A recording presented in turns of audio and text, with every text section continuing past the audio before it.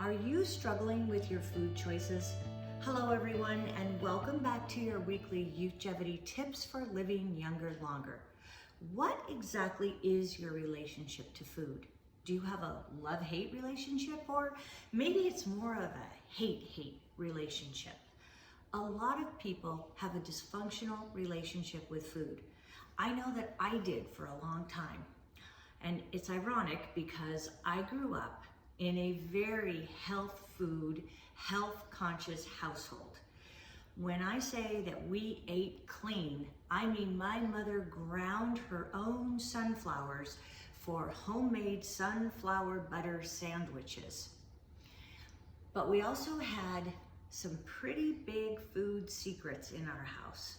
From the time when I was very young, my mother was anorexic and bulimic.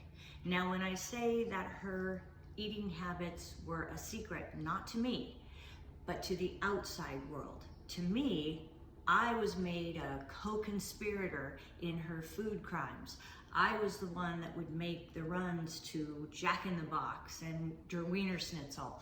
I was the one who went in to buy the ice cream at the ice cream shop, or the cookies and the cakes, or the box of laxatives that were later used for the after party. So consequently, when I became an adult on my own, I had to teach myself how to have a healthy relationship with food. Sure, my mother taught me how to eat healthy, but she did not teach me how to have a healthy relationship with food. And I have to admit that over the years, I got seduced by the latest fad diet. I could be walking down the aisle in the drugstore and spy those fat-burning pills that'll make you 5 pounds thinner overnight. And I also struggled with my body image, not always loving the way I looked and believing that if I could just lose 5 pounds, I would be, quote, perfect. When I became a nutritionist, I learned a lot about food. And I know that people come to me a lot of times and they want me to tell them what to eat. And I'm really not that interested in telling you what to eat. I'm much more interested in helping you discover yourself and discover your own emotional relationship to food, be that functional or dysfunctional. Now, there's a movement out there called intuitive eating. And intuitively, I was intuitive eating for a long time. That's because I finally stopped the war with food and with my body, and I started to listen.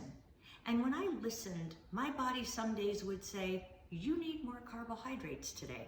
Other days, it asked me to give it something else. But the point is, I learned how to trust my body.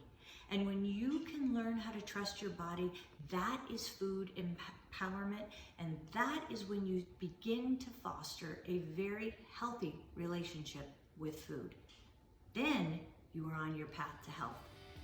Okay, everyone, until we meet again next week, live young.